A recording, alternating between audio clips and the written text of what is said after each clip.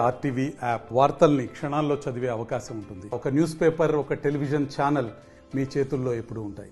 గురు బ్రహ్మ, గురు విష్ణు, గురుదేవ మహేశ్వర, గురు సాక్షాత్ పరబ్రహ్మ, తస్మై శ్రీ గురువే నమః. ఇది ప్రతి ఒక్కరికి కూడా తెలిసిందే. చిన్నప్పటి నుంచి కూడా గురువుకి అంత ప్రాధాన్యతని అందరూ కూడా ఇస్తూ ఉంటారు. మరి ఇటీవల కాలంలో చూస్తే గురువు పాత్ర, గురువుని ఎంత చులకన చేస్తా ఉన్నారన్నది మీ అందరికీ కూడా అర్థమవుతుంది. గత వారంలో రాయచోటిలో కొత్తపల్లె గ్రామంలో జిల్లా పరిషత్ పాఠశాలలో హజాజ్ అహ్మద్ అనే వ్యక్తిని విద్యార్థులందరూ కూడా కొట్టి చంపేశారు స్కూల్లో. ఇలాంటి ఘటనను మనము ఆంధ్ర రాష్ట్రంలోనే కాదు మరి ఎక్కడా కూడా చూసుండం. ఒక స్కూల్లో పట్టపగలు విద్యార్థులందరూ కూడా ఇలాంటి దాడి చేసి ఒక టీచర్ని హత్య చేస్తే దానికి సంబంధించి ప్రభుత్వం కానీ ఎక్కడా కూడా సరైనటువంటి స్పందన లేదు. ఆ కుటుంబాన్ని ఓదార్చడం కానీ, ఆ కుటుంబంలో ఉన్నటువంటి వారి సతీమణికి ఏదైనా ఒక భరోసాను కల్పించేలాగా ఎక్కడా కూడా ప్రభుత్వం నుంచి ఒక చిన్న సాయం కూడా కనిపించలేదు. ఇది అత్యంత దురదృష్టకరం. మొట్టమొదటిగా ఆయన మృతికి నేను సంతాపాన్ని తెలియజేస్తూ వారి కుటుంబానికి ఆ మనోధైర్యం ఇవ్వాలని భగవంతుని ప్రార్థిస్తా ఉన్నాను. తప్పకుండా ప్రభుత్వాన్ని కూడా డిమాండ్ చేస్తా ఉన్నాను. ఆ కుటుంబ సభ్యులకి అంటే ఆయన సతీమణికి ప్రభుత్వ ఉద్యోగం ఇవ్వడంతో పాటు భవిష్యత్తులో ఇలాంటి కార్యక్రమాలు ఎక్కడా కూడా జరగకుండా కఠినమైనటువంటి చర్యలు తీసుకోవాలని ప్రభుత్వాన్ని డిమాండ్ చేస్తా ఉన్నాను.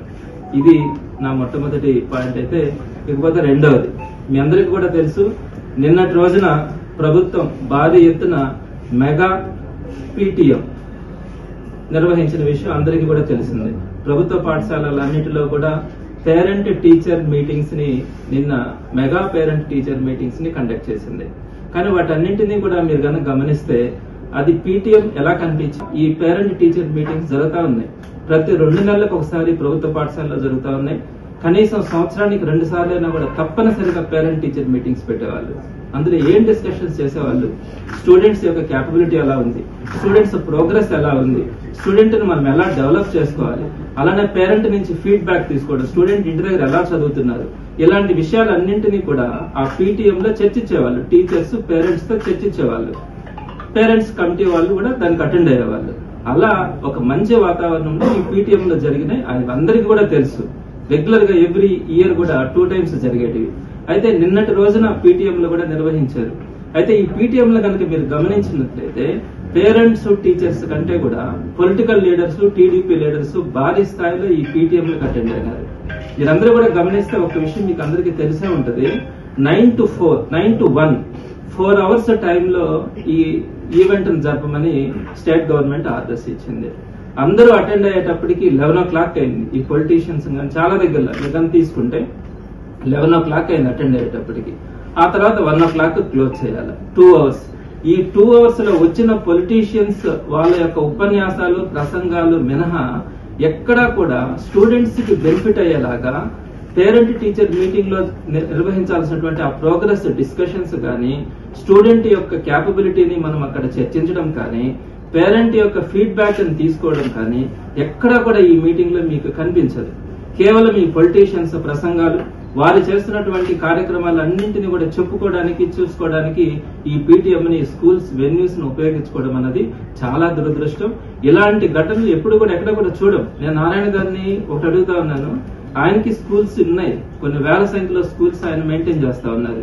ఎక్కడైనా కూడా పీటీఎంఎల్ ని ఈ విధంగా నిర్వహించినటువంటి చరిత్ర ఎక్కడైనా ఉందా? ఆయన కూడా ఒకసారి మనసాక్షి కనుక ఆలోచిస్తే ఖచ్చితంగా పూర్తిగా కూడా ఈ పీటీఎంలు ఇలా నిర్వహించడం, ఇలాంటి మెగా పీటీఎంలు నిర్వహించడం అన్నది పూర్తిగా ఫెయిల్యూర్ అని మీ అందరికీ కూడా తెలుస్తుంది. అదేవిధంగా నిన్న పూర్వ విద్యార్థుల విజయగాథలు, రంగవల్లులు, టగ్ ఆఫ్ వార్, పాటలు, నృత్యాలు, సైబర్ అవగాహనలు ఇవన్నీ కూడా మేము కండక్ట్ చేస్తాం ఈ 4 గంటల్లో అని చెప్పి చెప్పడం కూడా హాస్యాస్పదం. ఎక్కడా కూడా పాసిబుల్ కాల. పొలిటికల్ మీటింగ్స్ తప్ప ఎక్కడా కూడా పాసిబుల్ కాల. మీకు ఇంకొక విషయం కూడా చెప్తా ఉన్నారు. ఈ పీటీఎంఎల్ నిర్వహించేదానికి ప్రతి స్కూల్ నుంచి కూడా 13 కమిటీలు వేయమని చెప్పి వాళ్ళు చెప్పారు. పైనుంచి 13 కమిటీస్ వేయమన్నారు. మీ అందరికీ కూడా ఆ కమిటీస్ లిస్ట్ కూడా ఇస్తాను. ప్రతి స్కూల్లో కూడా ఆ కమిటీస్ ఏంటంటే ఆహ్వాన కమిటీ, స్వాగత కమిటీ, స్టేజ్ కమిటీ, సాంస్కృతిక committee, food committee, publicity committee, decoration committee, food, సుందరీకరణ, ఇలాంటి మొత్తం 13 కమిటీల్ని టీచర్స్ ద్వారా ఆ కమిటీల్ని వేయమని చెప్పి గవర్నమెంట్ ఆర్డర్స్ ఇచ్చింది. నేను ఒకటి అడుగుతా ఉన్నాను, మొత్తం 45,000 స్కూల్స్ రాష్ట్రంలో ఉంటే సుమారుగా 9,200 స్కూల్స్ సింగిల్ టీచర్స్ ఉన్నారు, ఒకే టీచర్ ఉన్నారు. సుమారుగా 8,000 స్కూల్స్ లో 2 టీచర్స్ ఉన్నారు. 10 మంది కంటే ఎక్కువ ఉండే స్కూల్స్ కేవలం 10% కూడా ఉండవు. అలాంటి సందర్భంలో 13 కమిటీలు టీచర్స్ తో వేసి ఈ మెగా పీటీఎం నిర్వహించడం సాధ్యమా? ఇది మీ అందరికీ కూడా అర్థమవుతుంది కదా ఎంత అవాస్తవము, ఇది ఎంత పబ్లిసిటీ కోసం చేస్తున్నటువంటి నిర్వహణ అన్నది. 13 కమిటీలు ఎక్కడైనా వేస్తారా? అవకాశం ఉందా? గవర్నమెంట్ స్కూల్స్ లో అంతమంది టీచర్స్ ఉన్నారా? సింగిల్ టీచర్స్, 2 టీచర్స్, 3 టీచర్స్ ఉండే స్కూల్స్ 80% ఉన్నప్పుడు ఈ 13 కమిటీలు ఎలా సాధ్యమవుతాయి? ఎలా ఈ ఈవెంట్ ని, మెగా ఈవెంట్ ని ఎలా నిర్వహించగలం? అసలు నిర్వహించినా కూడా ఇది సాధ్యమా? స్టూడెంట్స్ కి ఏమాత్రమైనా బెనిఫిట్ ఉందా? పేరెంట్స్ కి ఏమైనా కమ్యూనికేట్ చేయగలుగుతా ఉన్నామా? ఇవన్నీ కూడా విద్యా వ్యవస్థని మనం తప్పుదారి పట్టించే విధంగా ఉన్నాయి. కానీ విద్యా వ్యవస్థకి ఎక్కడా కూడా మంచి జరిగే పరిస్థితి కనిపించట్లా. ఎక్కడో కొన్ని దగ్గరలో మంత్రులు పెద్ద పెద్ద స్కూల్స్ చూసుకొని ఆ స్కూల్స్ కి వెళ్లి అక్కడ ఏదైతే గతంలో నాడు నేడు ద్వారా కానీ అన్ని కూడా డెవలప్ చేస్తున్నారో ఆ స్కూల్స్ కి వెళ్లి అక్కడ ఒక 10 రోజుల పాటు డిఈఓలంతా హడావిడి హంగామా చేసి అక్కడ కొంచెం ఏదన్నా నిర్వహించడానికి ప్రయత్నించినారే తప్ప మిగిలిన అన్ని స్కూల్స్ లో కూడా మోస్ట్లీ 90% అబౌవ్ స్కూల్స్ అన్నింటిలో కూడా ఈ మెగా ఈవెంట్ అనేది ఒక పెద్ద హాస్యాస్పదమైనటువంటి ఇదిగా మీ అందరూ కూడా గమనించుంటారు. ఇంకొక విషయం కూడా చెప్తా ఉన్నాను. 9 to 1 ప్రోగ్రామ్ చేసేదానికి ఒక మినిట్ టు మినిట్ ప్రోగ్రామ్ ఒకటి ఇచ్చారు. మీ అందరికి ఈ కాపీని కూడా 2వ కాపీగా మీకు ఇస్తాను. అంటే నిమిషానికి కూడా 9 o'clock వచ్చినప్పుడు ఏ విధంగా ప్రోగ్రామ్ ని కండక్ట్ చేయాలన్నది మినిట్ టు మినిట్ ప్రోగ్రామ్ ఇచ్చారు 91 లో. అంటే మామూలుగా పెట్టిందే డిసెంబర్ లో ప్రోగ్రామ్ ని. ఈ డిసెంబర్ లో మోస్ట్లీ గవర్నమెంట్ స్కూల్స్ లో చదువుతున్నటువంటి పిల్లల తల్లిదండ్రులు అందరూ కూడా పనులు ఎక్కువగా ఉంటాయి. 9 గంటలకి వర్కింగ్ డే రోజు అన్నది ఎవరికి కూడా సాధ్యం కాదు రావడానికి. ఇలా ఇచ్చి 9:10 కల్లా టీచర్స్ కి ఏం చెప్పారంటే మొత్తం పొలిటీషియన్స్ గానీ లోకల్ గా ఉండేటువంటి లీడర్స్ అందరూ వచ్చిన తర్వాత ఈ ఆహ్వాన కమిటీ ఆ ఫొటోస్ తీసి 9:10 కల్లా అప్లోడ్ చేయమన్నారు. ఎక్కడైనా సాధ్యమవుతుందా? ఇంటర్నేషనల్ స్టాండర్డ్స్ లో జరిగేటువంటి మీటింగ్స్ లో కూడా 9 o'clock కి మీటింగ్ అంటే 9:10 కల్లా అంత సెటరేట్ కావడం అనేది సాధ్యం కాదు. మరి 9:10 కల్లా ప్రోగ్రామ్ ని అప్లోడ్ చేయమని చెప్పడం, మినిట్ టు మినిట్ ప్రోగ్రామ్ ని ఇవన్నీ కూడా కండక్ట్ చేయమని చెప్పడం, వీటిల్లో అన్నింటిలో కూడా గేమ్స్, పిల్లలకు సంబంధించినటువంటి అన్ని కార్యక్రమాలని 1 o'clock కల్లా క్లోజ్ చేసి చేయమంటే టీచర్స్ ఎంత టెన్షన్ పడ్డారంటే గత వారం రోజుల నుంచి 4 రోజుల ముందుగా ఎంటీ వాళ్ళకందరూ కూడా ప్రోగ్రెస్ రిపోర్ట్స్ ఇచ్చారు. వాటిని ఏం చెప్పారంటే ముందుగా ప్రింటెడ్ ఫార్మాట్లు ఇస్తామన్నారు. ఎంటీ ఇచ్చి మళ్ళా వాళ్ళ మార్క్స్ మేము ఆన్లైన్ లో పెట్టున్నాం స్టూడెంట్స్ ది, అవన్నీ కూడా అప్లోడ్ చేసి మాన్యువల్ గా అవన్నిటి కూడా రాసి స్టూడెంట్స్ కి ఇవ్వమన్నారు. అసలు ఏ టీచర్ కూడా పాసిబుల్ కాదు. వాటన్నింటిని కూడా సర్వర్ డౌన్స్ అయినాయి. వాటన్నింటి కూడా మార్క్స్ చూసి పిల్లలకి ఇవ్వడం అనేది కూడా సాధ్యం కాదు. మరి ఇలాంటి పరిస్థితుల్లో ఏంటిది మినిట్ టు మినిట్ ప్రోగ్రామ్ ఏంటి? 4 hours లో ఇవన్నీ చేయడం ఏంటి? పొలిటీషియన్స్ అంతా వెళ్లి స్కూల్స్ లోకి వెళ్లి ఉపన్యాసాలు ఇవ్వడం ఏంటి? దీన్ని పేరెంట్ టీచర్ మీటింగ్ అనడం ఏంటి? దీనివల్ల స్టూడెంట్ కి పేరెంట్ కి ఏ విధంగా మంచి జరుగుతుందన్నది ప్రభుత్వం ఒక్కసారిగా ఆలోచించుకోవాలి. అదేవిధంగా అసలు నేను ప్రధానంగా ఒక పాయింట్ అయితే చెప్తాను. అసలు ఏం చేశారు ప్రస్తుత గవర్నమెంట్ ఎడ్యుకేషన్ కి సంబంధించి ఏం చేశాం? అదే వైఎస్ఆర్సీపీకి వచ్చేటప్పటికి మీకు అందరికీ తెలుసు నాడు నేడు ద్వారా మనం చదువుకునేటప్పుడు గవర్నమెంట్ స్కూల్స్ ఎలా ఉన్నాయి. ఈ రోజు మనం కనుక గవర్నమెంట్ స్కూల్స్ ని తీసుకుంటే, మీరు నిన్న మినిస్టర్స్ వెళ్ళినటువంటి స్కూల్స్ తీసుకోండి, వాళ్ళు వెళ్ళి డస్కుల మీద కూర్చున్నారు, వెనకాల బోర్డ్స్ ఉన్నాయి, ఐఎఫ్పీ ప్యానల్ బోర్డ్స్ ఉన్నాయి. ఇవన్నీ కూడా ఎవరు చేశారు? ఎవరి టైంలో ఇవన్నీ కూడా పాసిబుల్ అయింది? 100 సంవత్సరాలు ముఖ్యమంత్రిగా చంద్రబాబు గారు ఉన్నా కూడా ఇవన్నీ కూడా చేయలేని పరిస్థితి.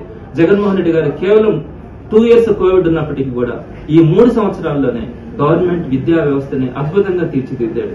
మీకు అందరికీ తెలుసు నాడు నేడుతో పాటు స్టూడెంట్స్ అందరికీ కూడా ఒక క్వాలిటీ ఉండాలా అన్న ఆలోచనతో విద్యా కానుక, మంచి షూస్, బెల్ట్, బుక్స్, వాళ్ళకందరికీ కూడా యూనిఫామ్స్ కానీ చక్కగా ఇవ్వడం కానీ, అలానే మంచి మెనూతో మిడ్ డే మీల్స్, ప్రతి స్టూడెంట్ కూడా సగర్వంగా ఉండేటట్టుగా ఇంటర్నేషనల్ స్టాండర్డ్స్ ధీటుగా ఉండేటట్టుగా వాళ్ళకి ఉచితంగా ట్యాబ్లు ఇవ్వడం కానీ, ఐఎఫ్పీ ప్యానల్ బోర్డ్స్, ఒక్కొక్క బోర్డు ఖరీదు 1,50,000 రూపాయల ఖరీదుతో ఒక్కొక్క ఐఎఫ్పీ ప్యానల్ బోర్డ్స్ ఇవ్వడం కానీ, స్మార్ట్ టీవీలు ఇవ్వడం కానీ, టోఫెల్ శిక్షణ అంటే గవర్నమెంట్ స్కూల్లో చదువుతున్నటువంటి స్టూడెంట్ ఇతర దేశాల్లో కూడా ఎగ్జామ్స్ రాయగలిగేటట్టుగా వాళ్ళకి చిన్న వయసు నుంచే టోఫెల్ మీద వాళ్ళకి తర్ఫీదునివ్వడం కానీ, ఇంగ్లీష్ మీడియం తీసుకురావడం, సిబిఎస్ఈ సిలబస్ ఇంట్రడ్యూస్ చేయడం, కొన్ని స్కూల్స్ లో IB syllabus, international syllabus introduce చేయడం, ప్రతి స్కూల్లో కూడా ఆర్ఓ సిస్టమ్. ఒకప్పుడు పిల్లలు గాని, మహిళలు గాని, టీచర్స్ వాళ్ళందరూ కూడా తాగడానికి మంచినీళ్ళు ఉండేవి కాదు. అలాంటిది ఈ రోజు చక్కగా ఆర్ఓ సిస్టమ్స్ పెట్టడం కానీ, ప్రతి క్లాస్ లో కూడా ఫ్యాన్స్, లైట్స్, కాంపౌండ్ వాళ్ళు, పెయింటింగ్స్, మంచి టాయిలెట్స్, ఇలా అద్భుతంగా సుమారుగా 75,000 కోట్ల రూపాయలు ఖర్చు పెట్టి గవర్నమెంట్ ఎడ్యుకేషన్ సిస్టమ్ ని అద్భుతంగా తీర్చిదిద్దినటువంటి ఘనత వైఎస్ జగన్మోహన్ రెడ్డి గారిది. మరి ఏం చేశాం? ఈ రోజు టీడీపీ గవర్నమెంట్ హయాంలో మనం ఏం చేశాం? మీకు ఒక్క విషయం గుర్తుపెట్టుకోవాలి. ఏం చేయకపోయినా పర్లేదు, కానీ ఉన్న వాటిని అస్తవ్యస్తం చేస్తా ఉన్నాం. ప్రధానంగా నాడు నేడు. ఈ నాడు నేడులో పెండింగ్ పనులు ఉన్నాయి. ఎక్కడి దాకా పనుల? మన కేఎన్ఆర్ మున్సిపల్ స్కూల్ విషయం తీసుకోండి, పెండింగ్ పనులు అలానే ఉన్నాయి. ఏమైంది? అసంపూర్తిగా ఉన్నందువల్ల పిల్లలు అక్కడికి వెళ్ళి ఆడుకుంటామంటే వాటిని పట్టుకుని దాని మీద పైన పడి చచ్చిపోవడం. ఇలాంటి ఘటనలు ఎన్ని జరిగినాయని తెలుసు. మీరు ఒక్కసారి కనుక చూస్తే నాడు నేడు ద్వారా పెండింగ్ లో ఉన్నటువంటి పనుల ద్వారా అనేకమైనటువంటి ప్రమాదాలు ఈరోజు జరుగుతా ఉంది. మరి ఈ రోజు వాటిని కంప్లీట్ చేయడానికి ఎంతో కష్టపడి వైఎస్ జగన్మోహన్ రెడ్డి గారు నాడు నేడులో చాలా వరకు కంప్లీట్ చేస్తే, పెండింగ్ లో ఉన్నటువంటి పనుల్లో ఈ రోజు కనీసం 6 నెలలైనా కూడా 1 ఇంచు కూడా పనులు వాటిలో కూడా మనం పూర్తి చేయలేకపోయినాం. దానివల్ల ఈ రోజు ప్రమాదాలు ఎక్కువ అవుతా ఉన్నాయి. అలానే మీకు అత్యంత ఘోరమైనటువంటి విషయం కూడా చెప్తాను.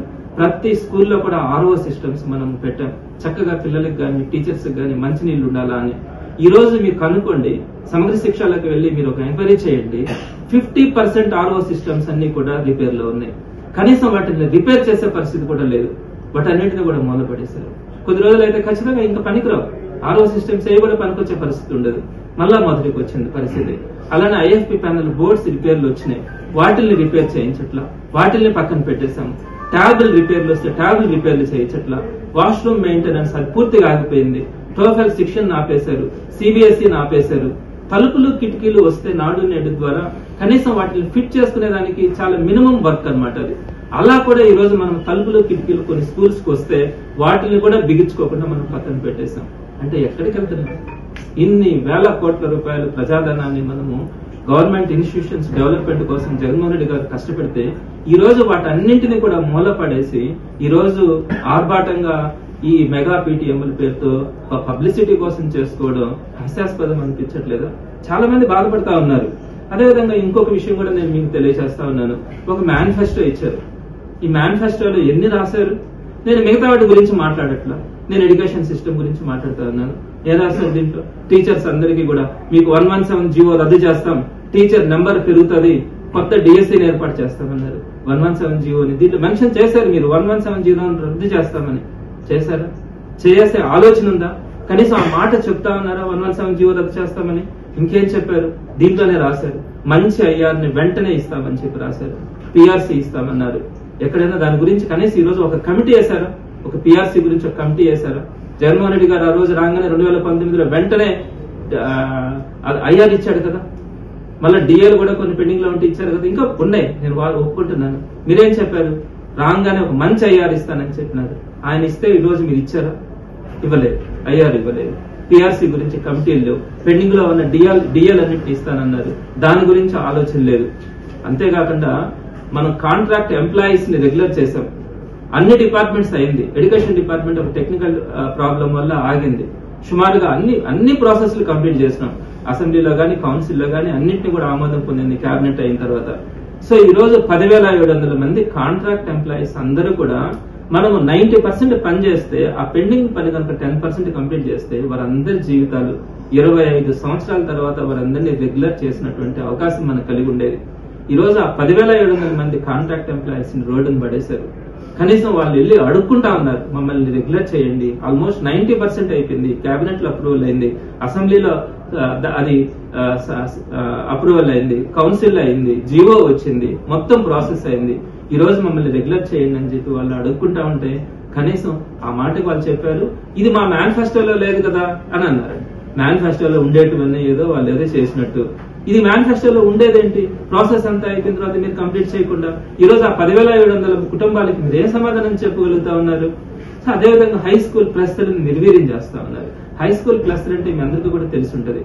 ఈ రూరల్ ఏరియాస్ లో ఉన్నటువంటి పేద పిల్లలందరూ కూడా కాలేజ్ ఎడ్యుకేషన్ కి ఇబ్బంది లేకుండా హై స్కూల్ ప్లస్ ని మండలానికి 2 హై స్కూల్స్ ని తీసుకొని అందులోనే జూనియర్ ఇంటర్, సీనియర్ ఇంటర్ ని కూడా ఇంటర్మీడియట్ ఎడ్యుకేషన్ ని తీసుకురావడానికి హై స్కూల్ ప్లస్ ఇంట్రడ్యూస్ చేశారు. అయితే ఈ రోజు హై స్కూల్ ప్లస్ ని నిర్వీర్యం చేస్తా ఉన్నారు. దాంట్లో అంతా కూడా పీజీటీలను కనుక ఉండే వాళ్ళని చక్కగా కనుక ఏర్పాటు చేస్తే ఆ హై స్కూల్ ప్లస్ కనుక బలోపేతమైతే రూరల్ ఎడ్యుకేషన్ అంతా కూడా ఇంటర్మీడియట్ వరకు అందరూ కూడా చక్కగా వారి పరిసర ప్రాంతాల్లోనే ఎడ్యుకేషన్ కంప్లీట్ చేసుకునేందుకు అవకాశం ఉంటుంది. ఈ రోజు హై స్కూల్ ప్లస్ నిర్వీర్యం చేస్తున్నారు. ఇంకోటి ఏం చెప్పారు, పిఆర్సీ గురించి కూడా మీరు చెప్పారు. ఓల్డ్ పిఆర్సీ లేదా దానికి సమానంగా ఒక పిఆర్సీని తీసుకొని వస్తామని. అసలు ఇప్పుడు ఏ పిఆర్సీ ఉందో అర్థం కావట్లా. Sorry, GPS old pension scheme అని తీసుకొని వస్తామని చెప్పారు. అంటే ఇంతకు ముందు న్యూ పెన్షన్ స్కీమ్ ఉండేది. లాస్ట్ గవర్నమెంట్ జీపీఎస్ ని తీసుకొని వచ్చింది. వీళ్ళేమో ఓపీఎస్ ని తీసుకొని వస్తామన్నారు. కనీసం ఈ రోజు దానికి సంబంధించి కూడా ఈ ఓపీఎస్ కి సంబంధించి మేము ఏ విధంగా తీసుకోబోతా ఉన్నాం, లేకుంటే దాని గురించి కార్యాచరణ ఏంటి అన్నదేం చెప్పలేదు. ఆ రోజు ఎంప్లాయీస్ అందరినీ కూడా మభ్య పెట్టారు. మీకు ఎందుకు మేము ఓల్డ్ పెన్షన్ స్కీమ్ అని తీసుకొస్తామని. పవన్ కళ్యాణ్ గారు కూడా హామీ ఇచ్చారు అదే విషయం మీద. కానీ ఈ రోజు దాని గురించి ఎక్కడ కూడా ప్రస్తావన లేదు. వీటన్నిటికంటే కూడా ప్రధానమైనటువంటి విషయం ఫీజు రియంబర్స్మెంట్. పేదల అందరూ కూడా ఈ ఫీజు రియంబర్స్మెంట్ ద్వారా ఉన్నత చదువులు చదువుకుంటా ఉంటే ఈ రోజు సుమారుగా 47 లక్షల మంది పిల్లలు కోర్సులు కంప్లీట్ చేస్తున్నారు. 3,000 కోట్ల రూపాయలు పెండింగ్ ఉంది. ఆ 3,000 కోట్ల రూపాయలు కనీసం మేము ఇస్తాము, మీరు సర్టిఫికేట్స్ ఇవ్వండి అనేది కూడా ఇన్స్టిట్యూషన్స్ కి చెప్పలేకపోతా ఉన్నారు. అసలు ఎప్పుడు ఇస్తామో చెప్పరు. అదే జగన్మోహన్ రెడ్డి గారు, చంద్రబాబు నాయుడు గారు సుమారుగా 2,000 కోట్ల రూపాయలు ఆ రోజు ఈ ఫీజు రియంబర్స్మెంట్ పెండింగ్ ఉంటే సింగిల్ డే ఆ 2,000 కోట్ల రూపాయలు శాంక్షన్ చేసినటువంటి ఘనత జగన్మోహన్ రెడ్డి గారు. తెలుగుదేశం గవర్నమెంట్ లో ఉన్నటువంటి ఫీజు రియంబర్స్మెంట్ పెండింగ్స్ అన్నింటినీ కూడా ఆ 2,000 క్రోర్స్ రిలీజ్ చేస్తున్నారు. ఈ రోజు సుమారుగా 3,000 క్రోర్స్ అంటున్నారు, లేదా 2,500 నుంచి 3,000 క్రోర్స్ మధ్యలో కూడా ఉండొచ్చు. నెంబర్ పెరిగింది కాబట్టి, ఫీజులు పెరిగినాయి, పూర్తి ఫీజు రియంబర్స్మెంట్ ఉంది కాబట్టి. మరి ఆ 47 లక్షల మంది పిల్లలు ఈ రోజు కోర్స్ అయిపోయింది, సర్టిఫికేట్లు తెచ్చుకోలేక, తర్వాత ఉన్నతమైనటువంటి చదువులు చదువుకునేందుకు అవకాశం లేక ఎంత ఇబ్బంది పడతా ఉన్నారో మీరందరూ కూడా రోడ్డు మీదకి వస్తే తెలుగుదేశం నాయకులు కూడా అర్థమవుతుంది. వారందరికీ ఏం సమాధానం చెప్తారు? ఫీజు రియంబర్స్మెంట్ పెండింగ్స్ ఇవ్వకుండా ఈ రోజు పిల్లల్ని అలా రోడ్డును పడేయడు. అలానే తల్లికి వందనం, అమ్మఒడి కింద ప్రతి బిడ్డకి మనం 15,000 రూపాయలు గవర్నమెంట్ లాస్ట్ టైం ఇస్తా ఉంటే ఎంతమంది బిడ్డలు ఉంటే అన్ని 15,000. మీ అందరికీ కూడా తెలిసిందే, నీకు 15,000, నీకు 15,000, నీకు 15,000. ఈరోజు అత్యంత పాపులర్ అయినటువంటి పదం. అలా చెప్పి పేదలని మభ్యపెట్టి 84 లక్షల మంది పిల్లలకు సంబంధించి తల్లికి వందనం 15,000 రూపాయలు ఇస్తానని చెప్పి ఈ రోజు కనీసం ఒక్క బిడ్డకు కూడా ఇవ్వకుండాంటే మీరు ఇస్తారన్న ఆశతో చాలా మంది ప్రైవేట్ స్కూల్స్ లో గానీ లేదనుకుంటే కొంత డబ్బులు వస్తాయి పిల్లల్ని చదివించుకుంటామని అప్పో చేసినటువంటి ఆ తల్లిదండ్రులు ఈ రోజు అందరూ కూడా ఏడుస్తా ఉన్నారు. గతంలో 15,000 రూపాయలన్నా వచ్చేది, అది రావట్లేదు అని. మరి ఈ రోజు ఆ పేదల పరిస్థితి ఏంటి? వాళ్ళ మొహాలు చూడగలరా? వాళ్ళంతా బాధలు పడుతుందని మీకు అర్థమవుతుందా? మీరు మంత్రులు గానీ ఎమ్మెల్యేలు గానీ లేకుంటే పైన ఉన్నటువంటి మీరందరూ అధికారులు అంతా కూడా ఏసీ రూమ్స్ లో కూర్చొని చూస్తా ఉన్నారు. కానీ ఇక్కడికి వచ్చి స్లమ్ ఏరియాస్ లో ఒకసారి కదిలించి చూడండి, కన్నీళ్ళు వస్తా ఉండే ప్రతి ఒక్కరికి కూడా. ఒక్క పథకం గానీ లేదు, ఒక్క ఆదరణ లేదు, ఏ విధంగా కూడా ఆదుకునే పరిస్థితి కనిపించట్లేదు. అలానే నిరుద్యోగ భృతి సుమారుగా 20 లక్షల మందికి నిరుద్యోగ భృతి ఇస్తానని చెప్పారు. దాని గురించి అసలు ఎక్కడ కూడా ఆలోచన కూడా చేయట్లేదు, ఇస్తామనే మాట కూడా చెప్పట్లేదు. వీరందరూ ఆశపడి మీకు ఓట్లేస్తే వారందరినీ ఈ రోజు నట్టేట ముంచి మీరు చేస్తున్నది ఏంటి? అదేవిధంగా ఇప్పుడు అన్ని కూడా డైవర్షన్ పాలిటిక్స్. ఏదైనా ఒక ఇష్యూ మాట్లాడతారనుకుంటే ఇంకొక ఇష్యూని తీసుకురావడం. ఈ రోజు ఎడ్యుకేషన్ సిస్టమ్ గురించి ఇన్ని సమస్యలు ఉన్నప్పుడు వీటన్నింటినీ డైవర్షన్ చేయడానికి నిన్న జరిగినటువంటి ఈ పేరెంట్ టీచర్ మీటింగ్ ని అట్టహాసంగా దానికి ఏదో ఒక పెద్ద పబ్లిసిటీ ఇచ్చి జరుపుకోవడమే తప్ప ఎక్కడా కూడా చిత్తశుద్ధి లేదు. మనం మంచి చేస్తా ఉన్నాం, టీచర్స్ కి మంచి చేసాం, స్టూడెంట్స్ కి మంచి చేసాం, పేరెంట్స్ కి మంచి చేసాం. ఎక్కడ ఏ విధంగా చెప్పగలరు, ఏం చేశారని చెప్పగలరు? ఎందుకు మనము వాళ్ళందరితో కూడా ఇంటరాక్ట్ కావడానికి మీరందరూ ఎమ్మెల్యేలు మంత్రులు ఉత్సాహం చూపించారు? ఆ గవర్నమెంట్ స్కూల్స్ కి మీరు చేసింది ఏంటి? ఒక్కసారి మీరు ఆత్మ పరిశీలన చేసుకోమని నేను అడుగుతా ఉన్నాను. సో కాబట్టి ప్రజలందరూ కూడా చూస్తా ఉన్నారు, మీరు సమాధానం చెప్పాలి. ఇప్పటికన్నా కూడా మించిపోయింది లేదు, ఇంకా 4.5 సంవత్సరం ఉంది. ఈ కాలంలో మీరు ఏదైతే హామీలు ఇచ్చినారో, ఏదైతే విద్యా వ్యవస్థ గురించి మీరు ఏదైతే మాటలు చెప్పినారో వాటన్నింటినీ కూడా నెరవేరుస్తారని నేను ప్రభుత్వానికి తెలియజేస్తా ఉన్నాను. ఇవి చేయకపోతే వైఎస్ఆర్సీపీ తరఫున తప్పకుండా ఒక అజిటేషన్ తీసుకురావడం కానీ పేదల పక్షాన నిలబడి పోరాటం కూడా జరుగుతుందని మీ ద్వారా అందరికీ కూడా తెలియజేస్తాను. మరిన్ని వీడియోస్ కోసం ఛానల్ ని సబ్స్క్రైబ్ చేయండి, లేటెస్ట్ అప్డేట్స్ కోసం వాట్సాప్ ఛానల్ ని ఫాలో చేయండి అండ్ లింక్ డిస్క్రిప్షన్ లో ఉంది.